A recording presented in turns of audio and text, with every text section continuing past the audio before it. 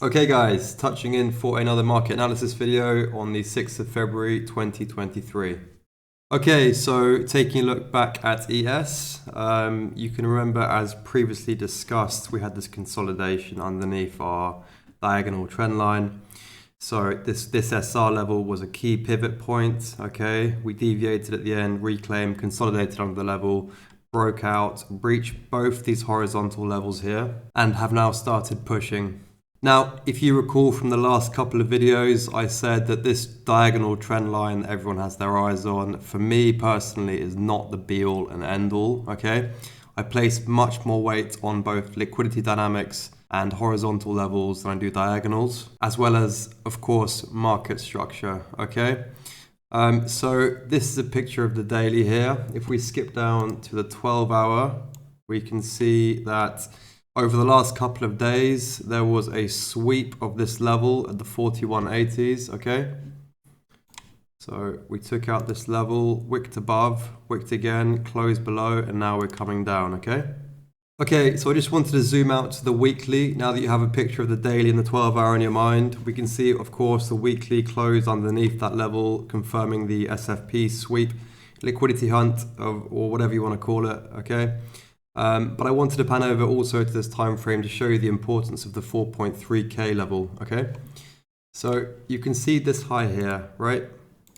This is essentially, for me, that is the make or break, okay? Not the diagonal trend line. We have to take this high and start closing above it on the higher time frames to get some proper confirmation of any sort of, macro pivot or reversal on the risk markets. Now, I just want to sort of clean up this chart a little bit, okay, just to give you a different perspective. Because yes, if you're looking at this, you're seeing the diagonal trend line break on the higher time frames. You're thinking, macro bullish, risk pivot, etc. But, if we take this away and we simply plot, basic market structure here, there's nothing stopping it going down to the 3.4Ks, okay? Until we take out this level, we are still within weekly bearish market structure. And you can see that here with the high, the low, the lower high, lower low, lower high, lower low. And at the moment, it's still currently a lower high until we take out the 4.3Ks, okay? Now over to NQ, the picture is pretty clear here as well, okay? We're tapping right into weekly resistance here after breaking out of the trend line around a week ago. And you can also see that the daily's now come up to its overbought region on the RSI.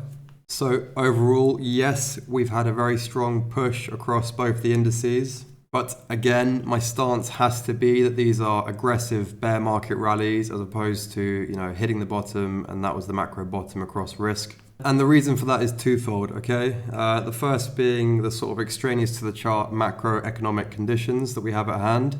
And then, of course, the clear picture of the weekly market structure, okay? So we can do the same thing here.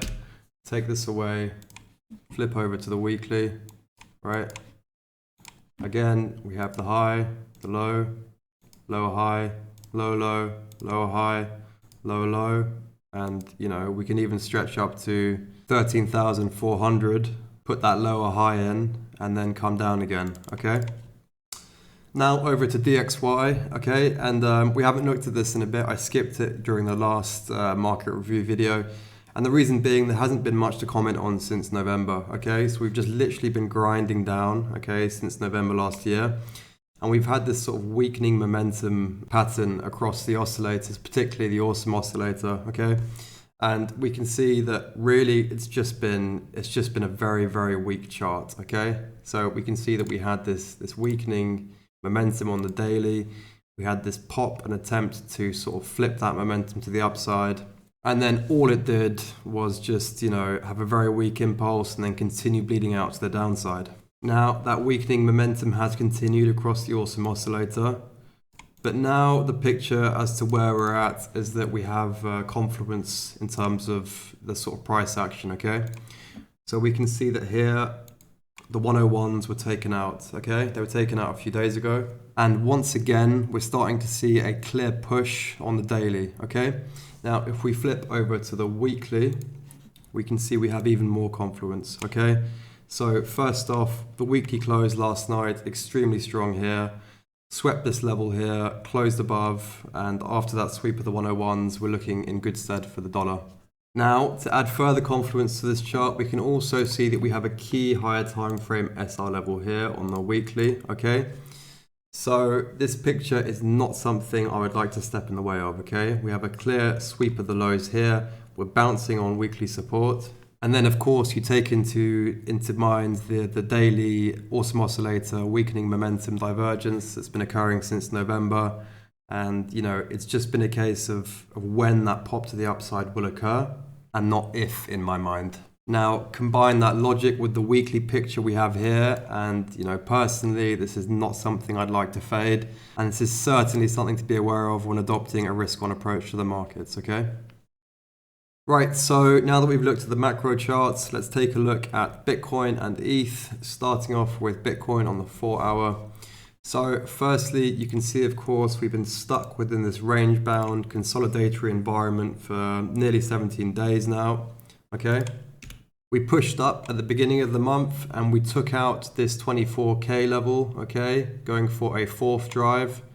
So we can see that we had the first drive, second, third, and then fourth. We attempted to push back up, we closed back below this level, and now we've started attacking the downside, okay? Now, if you are long, of course, what you want to see is this sweep to hold and for us to push away from this cluster we formed here.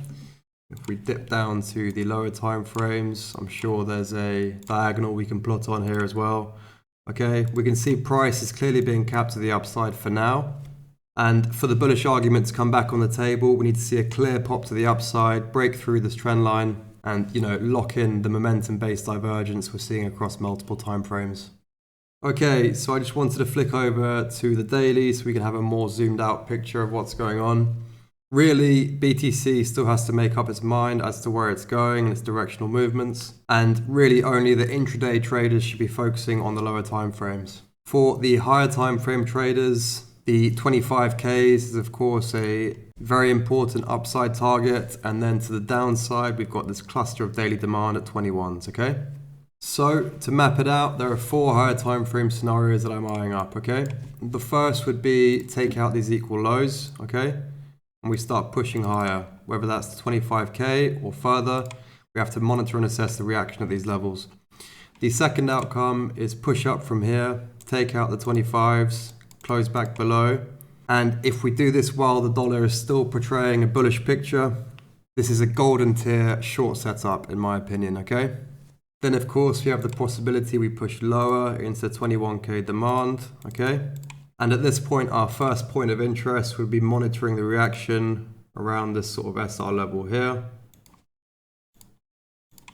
right?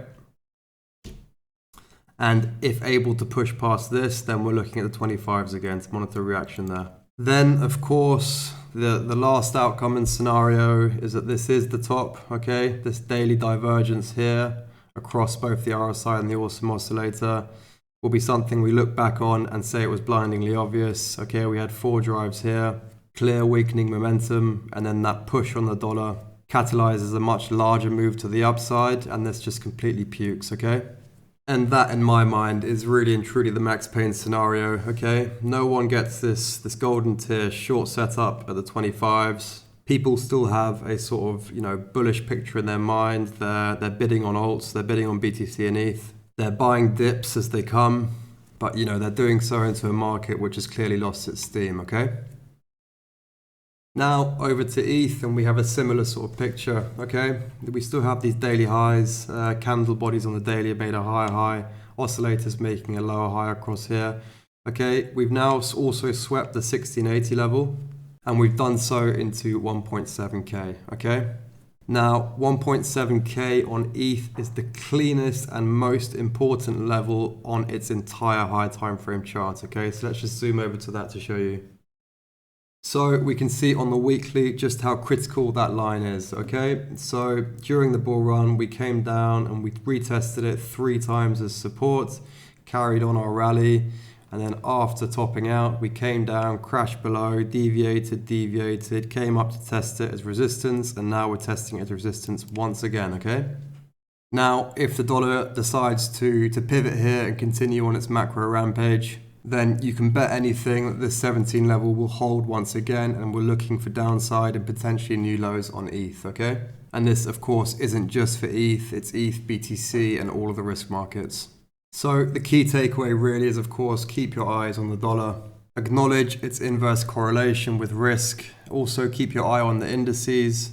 And my best advice would to not assume any decorrelation across risk. You know, if DXY starts pumping, the indices come down, you can bet your bottom dollar that crypto will be hit very, very hard, okay? So as an ending note, I just suggest to err on the side of caution, okay? We've hit some very critical levels across the risk markets. We also combine that with a point of potential higher time frame pivot on the dollar. And in my mind, it's critical we listen to these signs that the market is telling us and not get wrapped up in bullish hopium, okay? And I know all too well from my beginning days in crypto that it's very easy to get lost within the sort of narratives of the echo chamber of crypto Twitter. But believe me, and I'm sure you know this as well, it's much better to listen to the signs the charts are telling you as opposed to your timeline. So with all that said, we're wrapping up for today. I hope you guys enjoyed it, garnered some insight, and I'll be sure to catch you for another review in a week or two's time.